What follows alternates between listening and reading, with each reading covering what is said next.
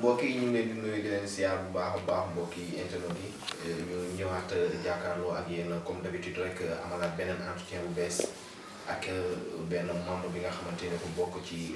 coalition Benno Bokk Yaakaar kenn dootu ko présenté kenn ñu koy dippee Papis Fadiga ñu koy bàyyi mu présenté wu après ñu daal di jublu ci waxtaan bi ak ay questions. waaw frère maa ngi leen di ziar bu baax a baax Papis Fadiga bokk ci cellule communication candidat Mouhamadou Moustapha Sarr muy le candidat du changement et de renouveau pour le compte de CPJ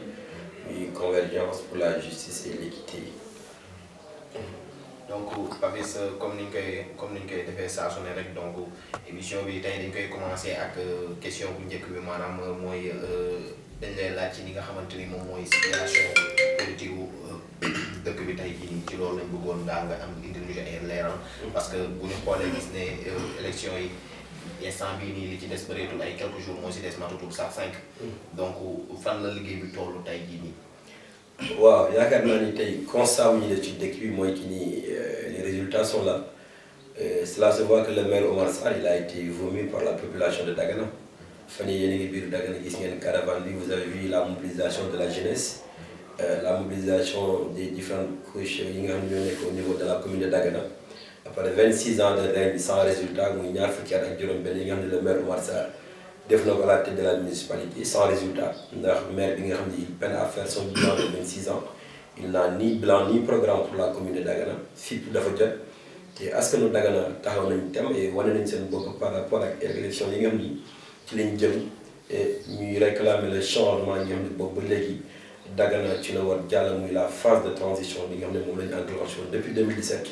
te yaakaar naa ne au soir du 23 janvier Omar Sarr en âme et conscience il est conscient que la défaite elle est inévitable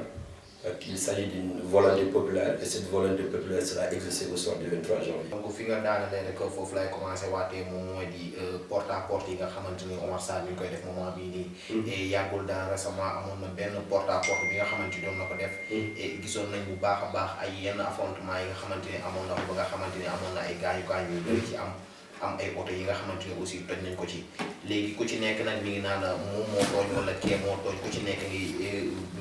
mi ngi wàq li jëmale ci sa côté. yéen aussi boobaak léegi dégguñ leen ngeen wax benn yoon ci loolu noonu même bu fekkee ni ñoom jël nañu lépp ne yéen exactement yéen a ko def ak ki nga xamante ni moom mooy seen directeur campagne moom mooy Lamine Cissé. donc lan ngay wax ci loolu.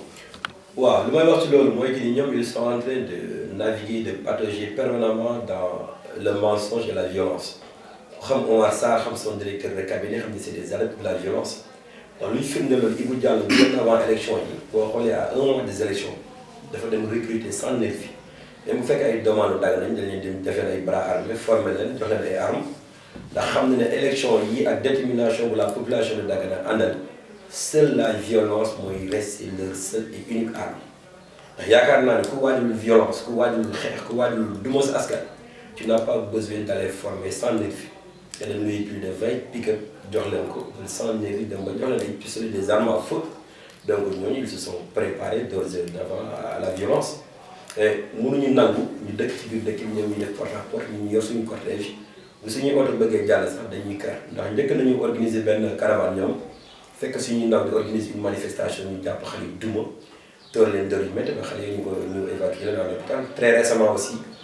ñu daj si benn secteur suñu caravane war jàll ñu ni suñuy oto di jàll ba ils se sont permis fekk chauffeur ku ñuy wax oppidow ci biir oto poñe ki ñu nag génn par force oto bi ndax ñoom duñu jàll. mais boobu ñoom aussi dañu waxoon ne comme quoi que yéen da ngeen ñu woon bëggoon a couper seen cortège perpendiculairement. non xam ñoom ñoo war a arrière yéen a jàll. xam nga loolu mënul nekk ndax nee naa boo xoolee Omar Sarr li ko wër ci sécurité li ko wër ci nervi nga xool ñun ak suñu sécurité bu ñu yor dispositif sécuritaire bu ñu yor ñun mënuñu opter pour la violence ndax on est avec la population de Dagana la population de Dagana est totalement et entièrement acquise à notre cause. daanaka ku xam Ibrahima Arona Diallo xam ne c'est un adepte de la violence ku xam Ablaye Ba Nguer xam ne c'est un adepte du mensonge ñoom ils se sont bien organisés ndax boo xoolee naa la boo xoolee benn réseau de bandits la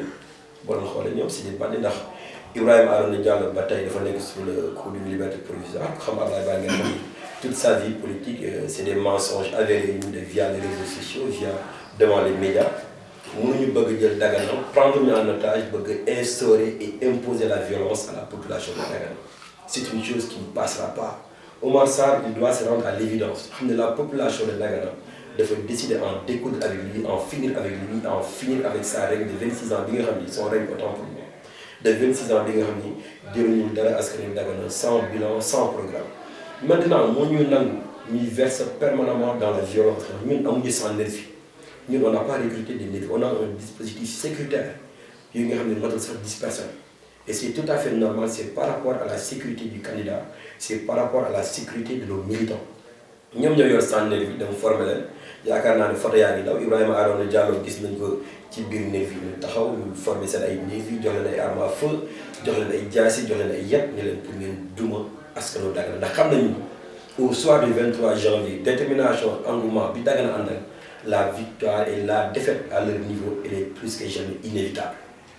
donc buñ la dégloo bu baax. bu fekkee ne ñoom créé nañu seen ay nervi ak li nga jot a wax lépp. tudd nga ci ba tuddaale ci ki nga xamante ni moom mooy Abdoulaye Banguer moom aussi daan lay def baaraamu tuuma ki nga xamante ni moom mooy seen directeur de campagne de Lamine Cissé. donc ñii def nañu seen ay nervi mais aussi Lamine kenn demul mu des parce que ki nga xamante ni mooy Abdoulaye Banguer dafa ne carrément moom moo ko gis. de ses propres yeux mu daal di génne li nga xam ne mooy arme à feu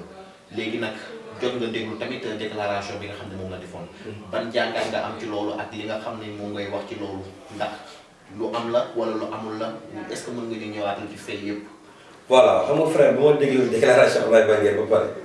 man je suis député je suis sidéré dama ni politique bi nii xëy na àdduna jaratu ko mais ku connaissant Nguer ndeysaan il n'est pas lucide nag c'est quelqu'un bi nga xam ni même quand il parle il n'est pas lucide donc c'est plus fort li wax ànd ak sago par rapport à c'est une question de lucidité. Abdoulaye Banguer je vous ai dit tantôt que c'est un adepte du mensonge bu ngeen demee via les réseaux sociaux devant les médias il passe tout son temps à mentir wax ju bon lay wax ci nit ñi wax ju ñaaw lay teg ci dër nit ñi c'est quelqu'un bi nga xam ne il ne peut même pas faire voter sa femme Abdoulaye Banguer amul benn électorat bi nga xam ne c'est par rapport à lui Dagana ngeen dëkk il est là dans la ville de Dagana et yaakaar naa ni gis naa ndeysaan muy attaqué suñu candidat ba di ko traité de ñaam yi wax yu ñaaw yooyu mën na ñàkk ndax fii ku si nekk si ñun yaakaar naa ni am nga jaar-jaar ndax boo jëlee kaw Abdoulaye Banguer déjà ndeysaan bi bàyyam dëddoo àdduna papa Mouhamadou Makhtar Cissé muy Alassane Cissé moo ko fayal ñaangam te yaakaar naa ni yooyu dafa nekk ay liens yi nga xam ne dañ ko war a sàmm dañ ko war a di préserver Mouhamadou Moustapha Sarr au moins nekk un candidat bi nga xam ni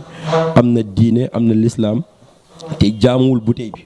ñoom seen nguur yëpp ku leen xam-xam ni bouteille bi la ñuy jaamu ñoom ñoo tax Dagana la majeure partie de la jeunesse ils sont devenus des soulards ndax politique bu bon bi nga xam ne ñoo ngi koy déployer depuis loolu moo tax bu ñu defee leur déclaration toog devant les médias man dama ni c'est des gens yi nga xam ni je ne prends même pas du tout le soin de les écouter non seulement c'est des gens qui ne sont pas du tout lucides ñoom ils naviguent ils pataugent permanemment dans le mensonge absolu yàq deru nit je leur comprends xëy na affaire yi ñuy jëfandikoo la moo leen di yóbbu ci yenn dimension yi te aussi dañuy xam ne la défaite elle est inévitable par rapport à la situation actuelle par rapport à la population de Dagana donc di leen ñaan nañu ànd ak dal ñuy rafetal wax ji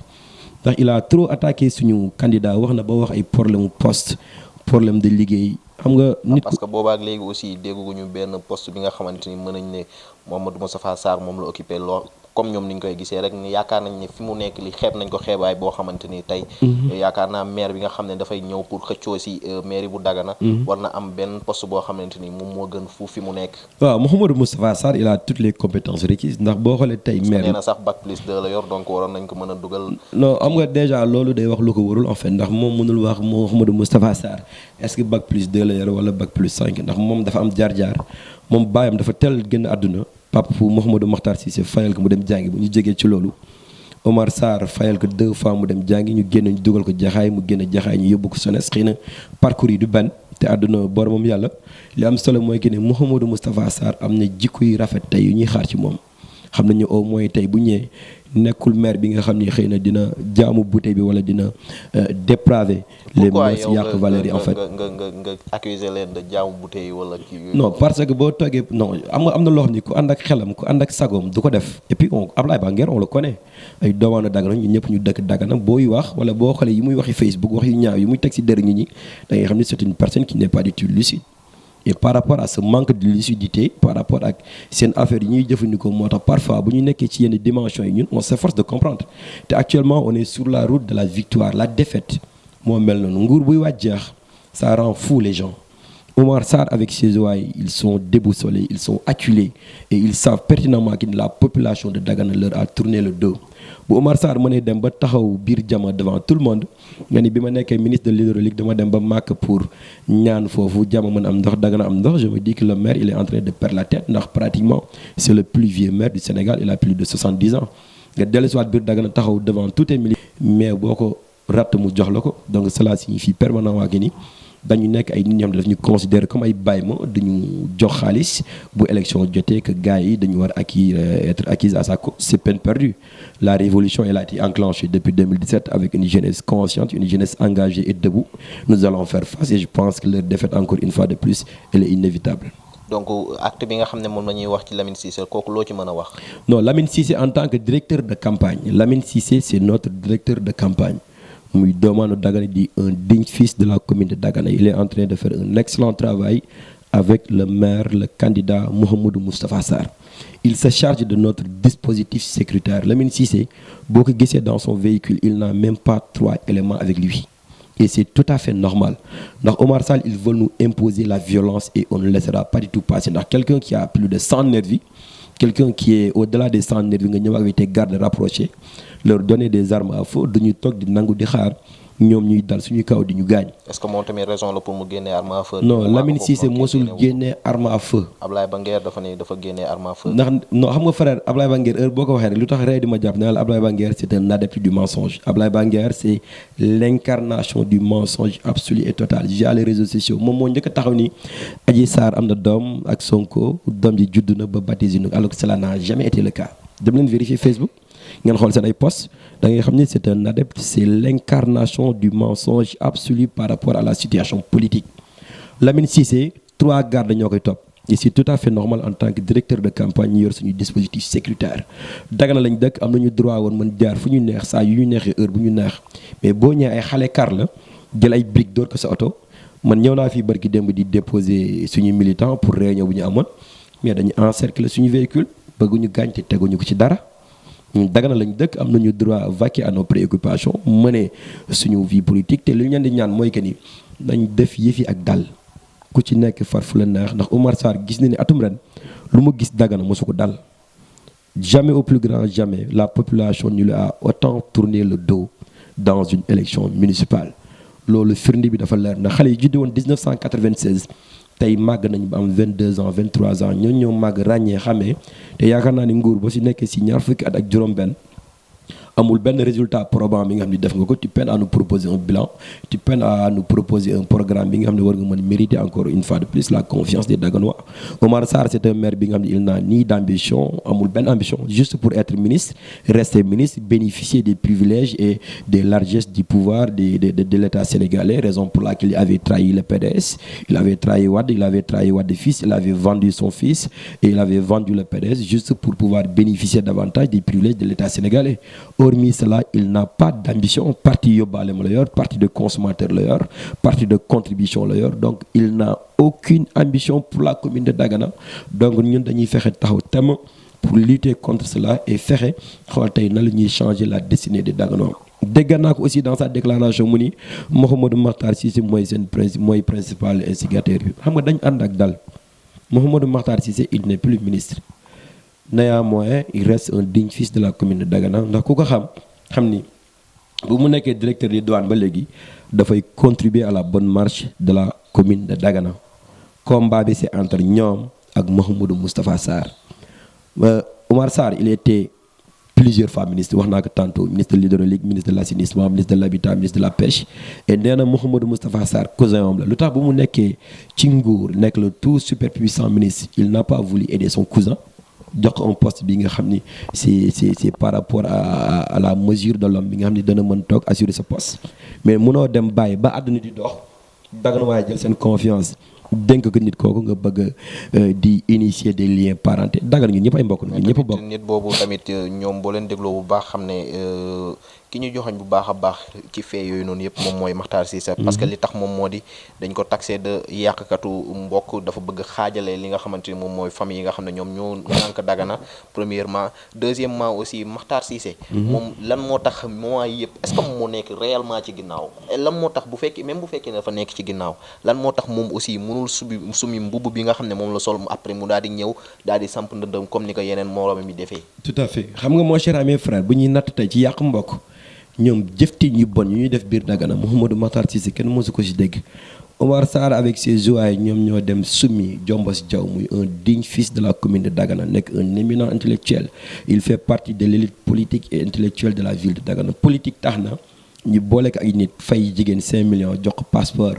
pour mu filmer ko def ko comme ni ko ngeen baal ma ci kàddu gi ni ko yaayam jure woon àdduna yëpp di si teg seen bët mu yàq àddunaam yàq image am par rapport ak njabootam yàq image am par rapport à la commune de Dagana donc di nit ñooñu ñoo ñuy wax waxu truc de yàq mbokk Omar Sarr il a toujours été obsédé par Mouhamadou Makhtar Cissé alors que gisuñu sax ombre Mouhamadou Makhtar Cissé ci biir dëkk bi wala feneen le combat le véritable combat c'est le combat du changement c'est entre deux adversaires muy Omar Sarr ak Mouhamadou Moustapha Sarr c'est les deux adversaires dans la commune de Dagana. donc pourquoi ñu siy dégg Makhtar Cissé tout le temps. xëy na moom laa wax tantôt nee la Omar Sarr il est obsédé par Mouhamadou Makhtar Cissé bañ nag ba dans ses discours il parlait de lui il parlait du gars alors que dégg ko gis ko. mais loolu war nañ ko xel mën na koo nangu bu fekkee ne nee nañu carrément que ne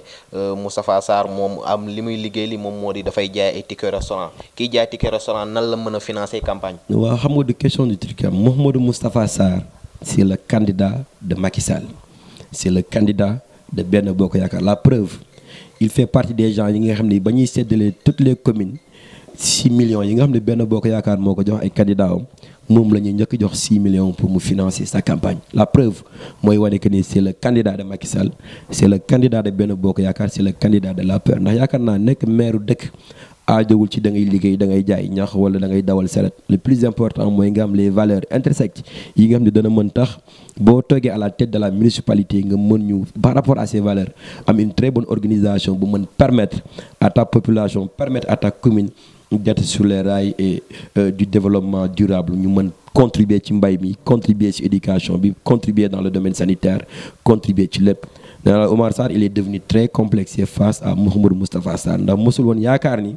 la population de Dagana daañu àndal avec un tel engouement et détermination s'aligner derrière Mouhamadou Moustapha Sarr pour le changement définitif et véritable pour un Dagana meilleur et un devenir meilleur des populations de Dagana. donc su ma ko xoolee bu baax a baax man li ma jàngat ci loolu noonu moom moo di bu fekkee ne Mouhamadou Moustapha Sarr lépp li nga xamante ne moom la def ci campagne bi dafa jóge ci ginnaaw Benno Bokk Yaakaar mais non Makhtar Cissé. ça c'est clair donc ñoom ñaar. Omar Sarr Benno Bokk Yaakaar Moustapha Sarr Benno Bokk Yaakaar donc lan moo fi indi liste parallèle yooyu noonu. waaw xam nga lu fi indi liste parallèle yi. wax naa ko tantôt Omar Sarr ñun Dagana dañuy jóg pour changement. est-ce que yéen nekku leen waroo leen woon nekk nit bi nga xamante ne da ngeen waroon ñëw pour booloo pour créer waat beneen changement bu bees. waaw xam nga booloo du weesu ñun Omar Sarr dañ ko bëggoon def maire honoraire maanaam boo nekkee ci dëkk pendant 26 ans de règne 26 ans Dagana du royaume xel mënees ko nangu nga def ñaar fukki at ak juróom-benn war nga mën nangu ñëw ànd ak say rakk nga bàyyi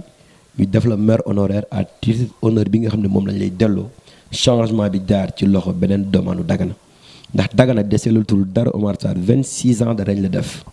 26 ans de pouvoir ñi di jiwoon 1996 tey am nañu jabar ba am nañu ay doom donc yaakaar naa ne mbooloo du weesu nga ñëw ñu def la maire honoraire nga bàyyi la mairie yeneen doomaanu Dagana yi nga xam ne mën nañu doxal dëkk bi ñu jël ko ñu wéy ci loolu. Omar Sarr il est soi-disant candidat Benno Bokk Yaakaar parce que le président Macky Sall nee na dafa récompenser Omar Sarr parce que Omar Sarr moo ko tasal PDS il l'a récompensé en le nommant ministre de la République. Maintenant par rapport à cette nomination moom il veut toujours rester dans sa toute petite ambition c'est de rester et de demeurer ministre te dafa yaakaar ni su perdre Dagana il n'aura plus aucune valeur aux yeux du président Macky Sall. loolu yëpp Dagana la ndax je pense qu'il s'inquiète beaucoup plus à sa propre personne il s'intéresse beaucoup plus à ses propres intérêts qu'aux intérêts des Daganois qu'aux intérêts yi nga xam ne tey doomaanu Dagana yi moom la ñu war a am pour faire marcher la commune de Dagana donc il n'est pas le candidat de Benno Bokk Yaakaar Mouhamadou Moustapha Sarr c'est le candidat de Macky Sall c'est le candidat de Benno Bokk Yaakaar c'est le coordinateur de l'APR et aussi je pense que xel nanguwul en tout cas c'est le candidat de Macky Sall mais bu ñu xoolee bu baax gis ne loxoy Aïda Maal ki nga xamante ni moom moo di soxna Makhtar Cissé saf na si loolu. waaw Aïda Maal bu dara dul dara dangay parfois nit ñi dañuy fàttali ni ay Aïda Maal Makhtar Cissé Cheikh Cissé ay doomaanu Dagana nañ suñu borom wërsëgal leen ñu nekk au devant de la scène ñoom bu ñu gisee ne dañu war participer pleinement dans le combat du changement kenn mënu leen ko bañal ay doomaanu Dagana ni ma bokkee Dagana tey am sañ-sañu toog devant les médias di défendre ma cause ñoom loolu la ñu bokkee Dagana am sañ-sañu jël seen doole seen xel di défendre la cause muy la cause noble du changement et par rapport à cela ñoo ngi koy remercier par rapport ak taxawaay bi mu am ndax jigéen ju mën góor la tegam jabaru Omar Sarr moo dëkkul Dagana kenn xamul fu mu bokk kenn xamul fu mu jóge yor maletu xaalisam ñoo toog ci dëkk bi di maye par 50 000 par 100 000 asantuma Aïda Maal mi nga xam ne sëtu Alaaji Ablaye la dëkk Dagana bokk Dagana di doomaanu Dagana